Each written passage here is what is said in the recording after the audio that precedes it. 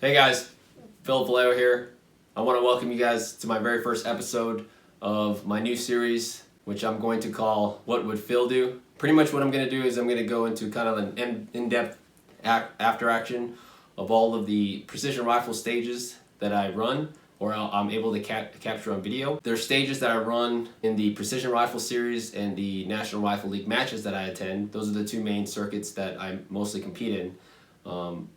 I have plans on doing team matches and stuff like competition dynamics. So if I'm able to get video footage of those, I'll do after action reports on those as well. But mainly the focus is in the Precision Rifle Series and the National Rifle League. I'm pretty much already doing it right now in the sense that if you follow me on Facebook or Instagram, you know that after a match I'll post up a video or two of some of the courses of fire that I shot, and in my caption I'll go into a training task I think is important to take away from that stage. But for this, I'm going to actually go over my game plan the second that the range officer gives me the brief, and then we're going to watch the video, watch my execution. Maybe I'll talk about my thought process during the actual execution of it, especially if I had a foobar moment, and then the debrief of learning points, some stuff I can take away and hopefully apply to the rest of my match or whatever the case is. I'm excited for the series. I think it's going to give you guys kind of exposure to just my specific type of shooting style and how I, what's going on in my head the second that stage brief is executed from or is given from the range officer. Hopefully you guys are able to take this information and apply it. Whether you're just a long-range enthusiast, whether you're an actual competitor, and hopefully it increases your individual shooting capabilities. So again, I hope you guys enjoy, and let's get this first episode knocked out. Alright guys, so the very first stage that I want to share with you guys is one of my favorite stages of the 2018 season. It was actually the first match that I shot for 2018. It was hosted underneath the National Rifle League umbrella. It was their very first match of the 2018 season, hosted by Frontline Defense, the Absolute Zero Sniper Challenge in Warrenton, North Carolina. The owner of the range and the match director was Paul Smith, who is also a former Army sniper. I thought it was a great facility, and I thought it was a great, fun 2-day course of fire. I'm looking forward to going back, hopefully this year or next year. The rifle that I'm using in this video for this stage was actually a Short Action Customs built 6.5 Creedmoor when I was still with Team Short Action Customs before taking my current job. I was running 130 AR hybrids, hand loads, right at 2910 feet per second out of a 26-inch barrel. And I still had the KRG Whiskey 3 chassis. I didn't have the enclosed forend. It was just a regular tan skins with a spigot mount and the Arca rail. This stage was called barrels, I think, because we were literally shooting off 3 barrels laid in their own respective manner, which you'll see here in the video. Our part time was 90 seconds. We had a round count of 10. We had 1 target to engage from 5 different positions. The target distance was 313 yards. Target size is unknown, and that's one thing that I'll make sure that I get for you guys in the future, so that you guys have a frame of reference of what I'm shooting at. So 3 barrels, 5 positions in 90 seconds, 1 target. 2 rounds from each position. We had to engage the target from that first position on barrel number 1. Position number 2 was barrel 2. Position number 3 was barrel 3. Position number 4 was back to barrel 2. Position number 5 was back to barrel number 1. That was the stage brief. Let's talk about my game plan. As soon as the range officer gets done briefing us, the very first thing that I do is figure out what the ranges are based off the match book or what was briefed.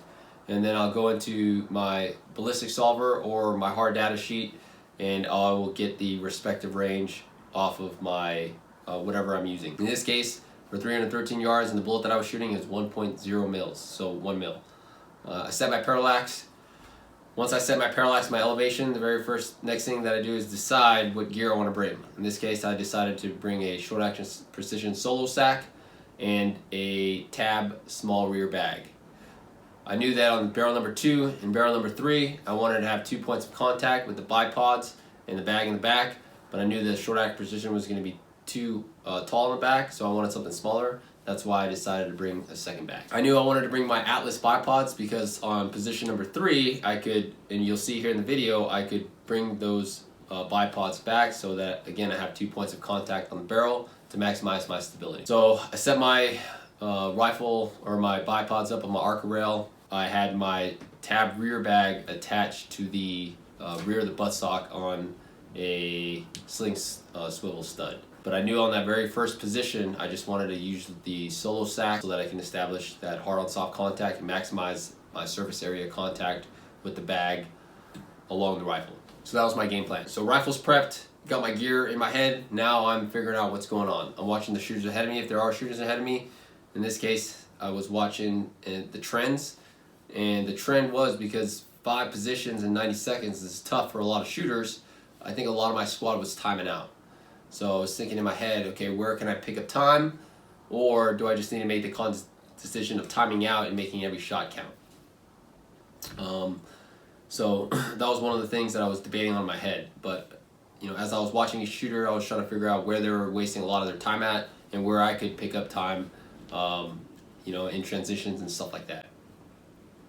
All right, so let's go ahead and watch the video, right? And once we watch the video, I'll pause, talk about some moments that you'll see, and kind of what my thought process was going into it. All right, so here it is.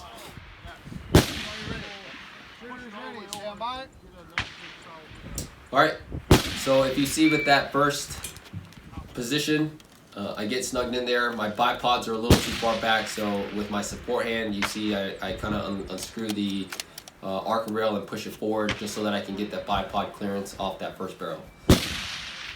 My first 2 rounds go off, impact, no problem.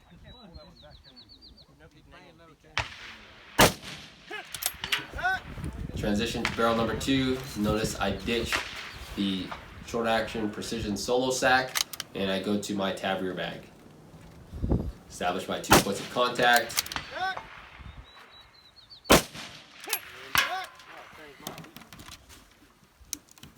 This position here, again, the reason why I brought the Atlas is so I can roll it back. I like having 2 points of contact. 2 points of contact are always going to provide the best degree of stability. Yep. So thankfully I have the solo sack right there on standby. So I just went ahead and ran it. So I make my recovery, get my 2 rounds off.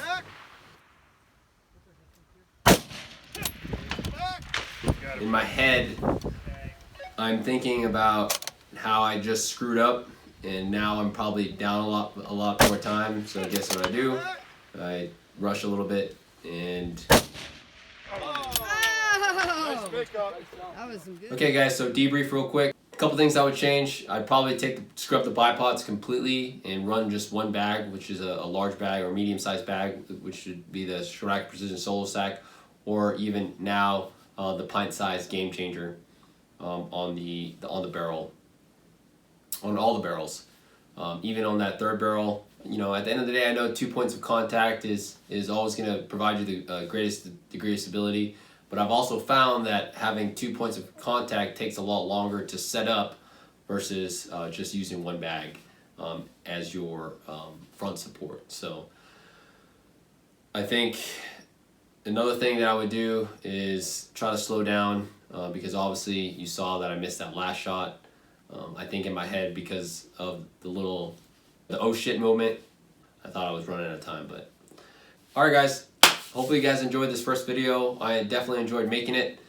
Don't forget to like and subscribe, tell a friend about this video, and as well as my page. If you're not following me already on Instagram, my handle is going to pop up down there or there, wherever I set it up at.